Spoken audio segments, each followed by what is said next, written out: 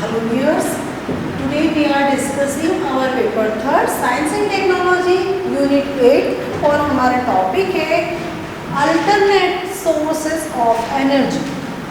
ठीक है, एनर्जी के अल्टरनेट सोर्सेस के बारे में हम डिस्कस करेंगे। जो हमारा पहले वाला टॉपिक था उसमें मैंने आपको कन्वेंशनल एनर्जी सोर्सेस और नॉन कन्वेंशनल एनर्जी सोर्सेस के बारे में काफ़ी डिटेल में एक्सप्लेन किया था।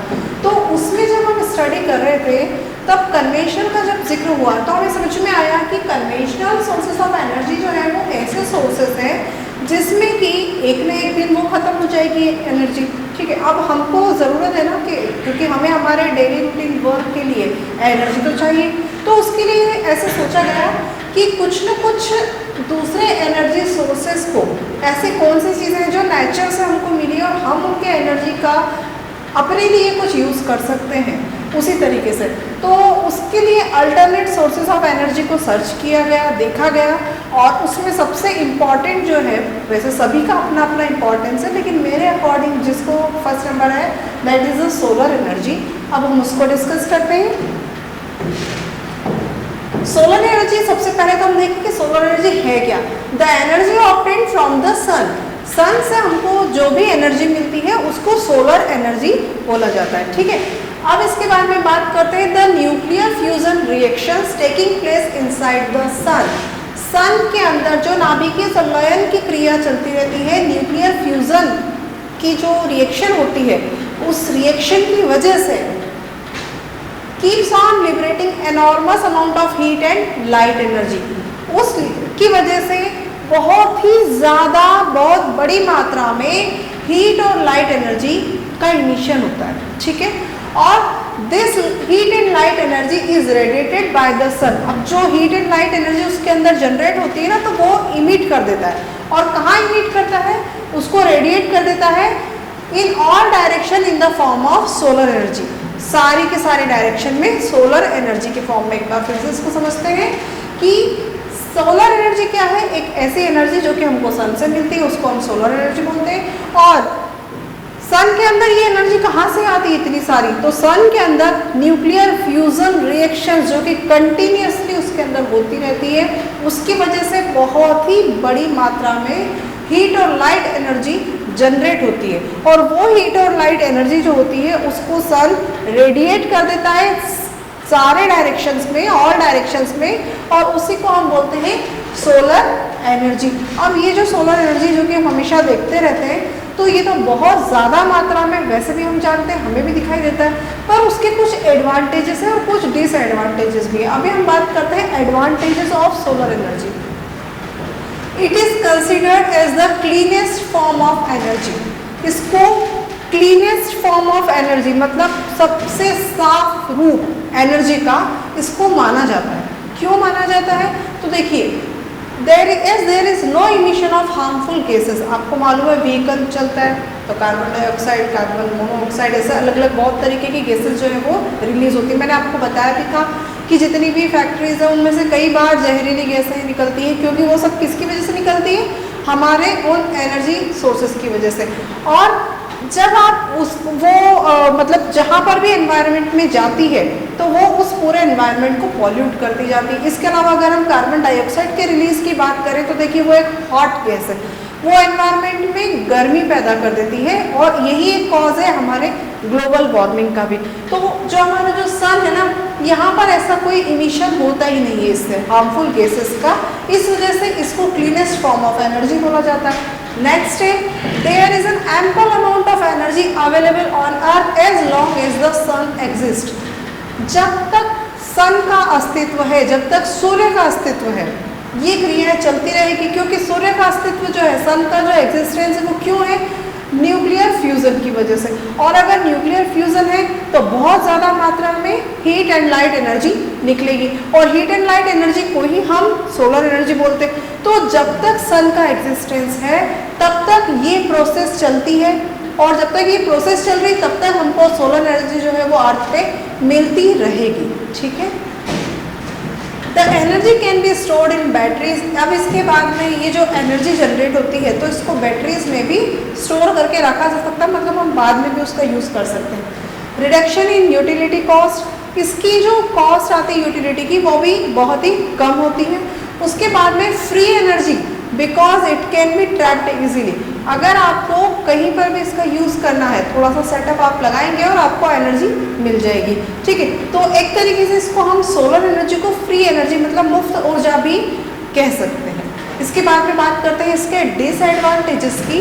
The production is low during winters and on cloudy days. इसका जो प्रोडक्शन होता है, जब भी हमारे यहाँ पे ऐसा क्लाइमेट होता है, या तो विंटर सीजन हो तो आपको पता है कि जो सन रेज है वो वैसे भी बहुत ज़्यादा उसकी इंटेंसिटी हमको कम हो जाती है, सूर्य दूर चला जाता है ना, वो सारी चीज़ हमको पता है। तो विंटर के कंडीशन में या फिर क्लाउडी डेज में, मतलब बादल हो, इस तरीके का जो क्लाइमेट होता है उस समय पे इसका प्रोडक्शन बहुत ही कम होता है। उसके बाद में बात करते हैं installation and initial cost of the material are expensive. शुरुआत में जो उसकी कॉस्ट पड़ती है उस सेटअप को करने की, एक तो उसमें बहुत बड़ी जगह भी लगती है, दूसरी चीज़ उसकी इंस्टॉलेशन कॉस्ट होती है, मतलब एक बार जो सेटअप करने की कॉस्ट है वो थोड़ा सा ज़्यादा होती है।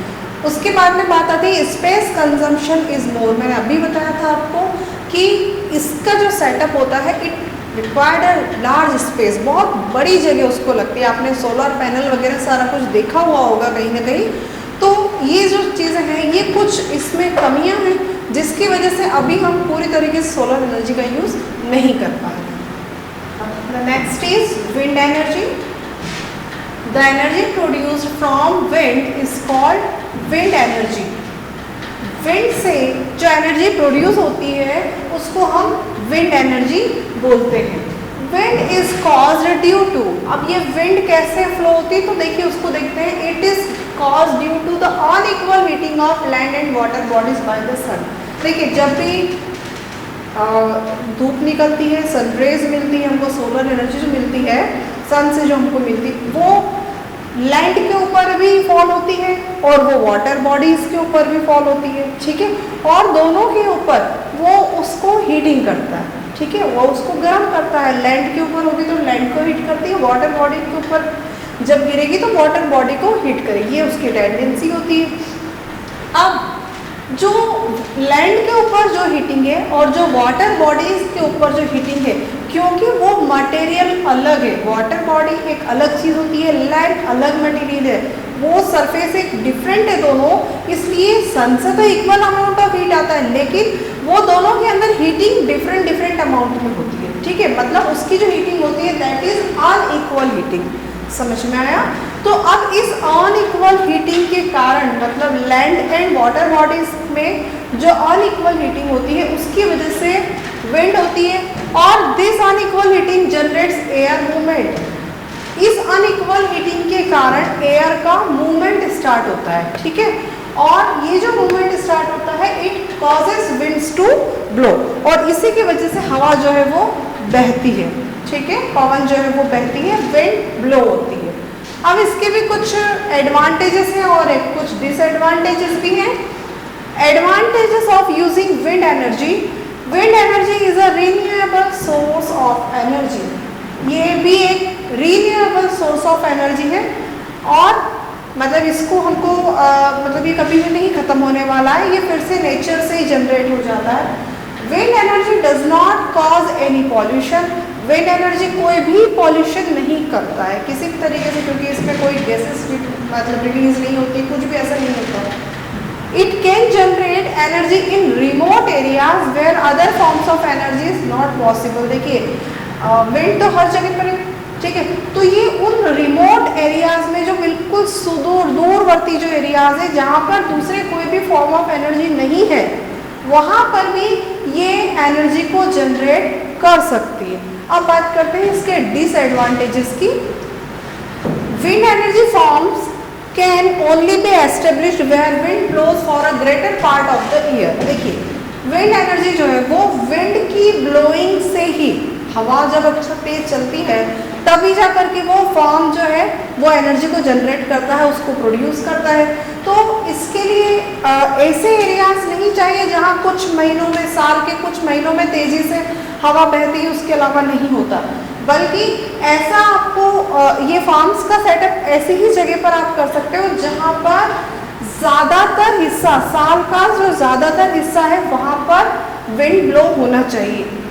Okay, then next thing is wind speed required to rotate the turbine should be higher than 15 kilometre per hour. जो विंड की स्पीड है वो 15 किलोमीटर पर आवर से ज़्यादा होना चाहिए, तभी उसकी टर्बाइन जो है वो प्रॉपरली वर्क कर सकती है, उससे कम पे नहीं करती। उसके बाद में नेक्स्ट है आपका there should be some storage cells to take care of energy needs when there is no wind. जब विंड नहीं है, क्योंकि ये नेचर के ऊपर डिपेंड करता है, उस जगह के क्लाइमेट के ऊपर डिपेंड करता है। बहुत सारे सर्कमस्टेंसेस होते हैं जिसको कि हमको इन नेचुरल थिंग्स में साथ में लेकर चलना होता है। तो हमारे पास में कुछ अल्टरनेट उस समय पर होना चाहिए, स्टोरेज सेल्स के फॉर्म में हम उसको बोल रहे हैं कि जब आपके पास में एनर्जी की नीड है लेकिन विंड ब्लो नहीं हो रही है, तो आपने स्टोरेज की हुई एनर्जी का यूज़ करके अपना वर्क कर सकते हैं। ठीक है, the next thing is it's establishment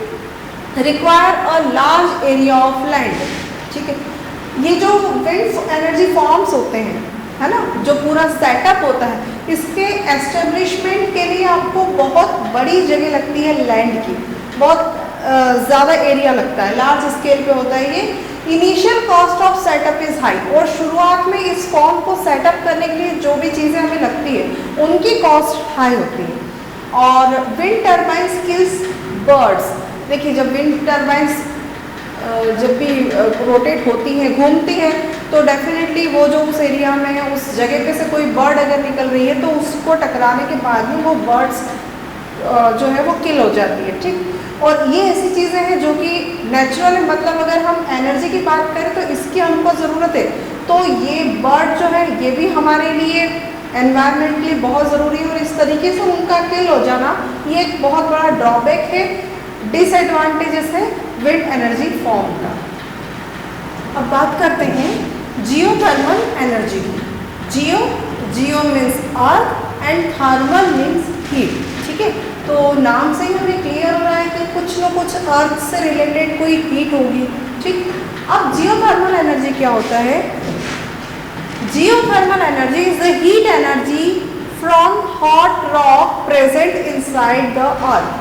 अर्थ के अंदर जो हॉट रॉक्स हैं उनकी वजह से ये हमको एनर्जी मिलती है, और इसीलिए इसको हम जियोथर्मल एनर्जी बोलते हैं। ठीक है, जियोथर्मल एनर्जी मतलब अर्थ के अंदर कुछ हॉट रॉक्स प्रेजेंट होती हैं और उसकी वजह से ये हीट एनर्जी हमें मिलती है, जनरेट होती है, इसलिए इसको जियोथर्मल एनर्जी बोला जाता है। अब ये किस तरीके से जनरेट होती है वो देखते हैं। The rocks at some depth below the surface of the earth are very very hot. कुछ ऐसी चट्टानें, कुछ ऐसी रॉक्स होती हैं अर्थ सरफेस से नीचे की तरफ, मतलब कुछ गहराई में, जो कि these heat comes from the fission of radioactive materials. ये जो है रेडियो एक्टिव मटेरियल्स होते हैं जो कि खुद ही एनर्जी को रिलीज करते हैं, और उन रेडियो एक्टिव एलिमेंट्स के फिशन के कारण एनर्जी वहाँ पर निकलती है। कहाँ पर? ये जो हीट है ये उन्हीं में से, उस चट्टानों में, उस रॉक्स में निकलती है, which are naturally present in these rocks. देखिए, अर्थ के अंदर हम जानते हैं कि रेडियो एक्टिव एलिमेंट्स होते हैं, और रेडियो एक्टिव एलिमेंट्स जो है उनके अंदर फिशन की प्रोसेस होती है, फिशन की प्रोसेस होती है तो हीट निकलती है। ठीक है, तो ये ऑलरेडी ये सारे रेडियो एक्टिव मटेरियल्स जो है ना ये रॉक्स के अंदर ही प्रेजेंट होते हैं, और ये रॉक्स होती है अर्थ के सरफेस से कुछ नीचे गहराई में। ठीक है, the places where hot rocks occurs at some depth below the surface of the earth are called hot spots. ये आप बिल्कुल ध्यान रखिएगा कि हॉट स्पॉट किसको बोला जाता है। देखिए, ऐसे प्लेसेस अर्थ के सरफेस के नीचे कुछ गहराई में, ऐसे प्लेसेस जहाँ पर इस तरीके की रॉक्स जो कि बहुत ज़्यादा गर्म होती है, और वो गर्म क्यों होती है? Because of the radiation from the radio active element, उसके फिशन के प्रोसेस के कारण उन स्पॉट्स को हम हॉट स्पॉट्स बोलते हैं, and are sources of geothermal energy. और यही हॉट स्पॉट जो होते हैं ना वो हमारे सोर्स, मतलब जियोथर्मल एनर्जी का सोर्स होते हैं, यहीं से हमको जियोथर्मल एनर्जी मिलती है। अब इसके advantages, it is economical to use geothermal energy. Geothermal energy जो है उसको यूज़ करना बहुत as compare to conventional energy sources economical होता है। क्यों? क्योंकि इससे जो इलेक्ट्रिसिटी जनरेट होती है और जो हम कन्वेंशनल सोर्सेस से जब इलेक्ट्रिसिटी को जनरेट करते हैं तो लगभग हाफ कॉस्ट पड़ता है एज जियोथर्मल एनर्जी में। अब इसके बाद में नेक्स्ट आता है the use of geothermal energy does not cause any pollution, so it is a clean and environment friendly source of energy. हमने पहले भी ये बात कही थी कि जितने भी नेचुरल रिसोर्सेज होते हैं वो सारे के सारे मतलब जो नॉन कन्वेंशनल की मैं बात कर रही हूँ वो वैसे भी बहुत ज़्यादा इकोनॉमिक तो होते ही हैं, साथ में पॉल्यूशन नहीं क्रिएट करते किसी भी तरीके का, और उसके अलावा इसलिए इनको क्लीन और एनवायरमेंटल फ्रेंडली भी बोला जाता है। नेक्स्ट है हमारे disadvantages. Geothermal energy is not available everywhere. Geothermal energy जो होती है वो हर जगह अवेलेबल नहीं है। क्यों? क्योंकि जहाँ पर अर्थ के नीचे कुछ गहराई में हमको ये वाली रॉक्स मिलती हैं जिनके अंदर रेडियो एक्टिव एलिमेंट्स हैं, वहाँ पर फिशन हो रहा है तभी एनर्जी है। अगर ये रॉक्स नहीं है, जो ये हॉट स्पॉट जिसको हमने नाम दिया था, अगर वो हॉट स्पॉट नहीं है क्योंकि वो हर जगह तो है नहीं, तो फिर हमको जियोथर्मल एनर्जी वहाँ पर नहीं मिलेगी। तो फिर उस कंडीशन में आप दूसरे रिसोर्सेज पर डिपेंड रहोगे एनर्जी के लिए। और दूसरी चीज़, deep drilling in the earth to obtain geothermal energy is technically very difficult and expensive. ये जो रॉक्स हैं इसको ढूंढना और ढूंढने के बाद में वहाँ पर जो भी हम लोग आगे की प्रोसीजर जो हमको सेटअप करना होता है उसके लिए हमको बहुत ज़्यादा ड्रिलिंग करना पड़ती है अर्थ के सरफेस में, क्योंकि ये रॉक्स बहुत ज़्यादा गहराई में हमको मिलती है। ठीक है, तो वो जो ड्रिलिंग होती है मतलब जो खुदाई होती है अंदर तक, वहाँ तक पहुँचना और उस सेटअप को करना, ये जियोथर्मल एनर्जी को प्राप्त करने के लिए ये टेक्निकली बहुत ज़्यादा डिफ़िकल्ट है ना। उसको करना हमारे लिए डेफिनेटली बहुत ज़्यादा डिफ़िकल्ट होता है। हमने एक छोटा सा बोरिंग होते हुए भी देखा है हमारे घरों के आसपास, तो हम जानते हैं कि वो कितनी मतलब एक डिफ़िकल्ट प्रोसीजर होती है। तो यहाँ तो हम जियोथर्मल एनर्जी का सेटअप करने जा रहे हैं, तो डेफिनेटली उसके कंपैरिजन में वो बहुत ज़्यादा टाइम कंज्यूमिंग भी है और बहुत ज़्यादा आपको उसमें डीपली जाना है, प्लस जितना डेप्थ में जाना है उतना ही आपको चौड़ाई में भी वर्क करना है, बहुत लार्ज स्केल पे करना है। तो ये बहुत ज़्यादा डिफ़िकल्ट है और नो डाउट जब इतना बड़ा काम करना है तो एक्सपेंसिव तो वो होगा ही। ठीक है, तो ये भी इसका एक डिसएडवांटेज है।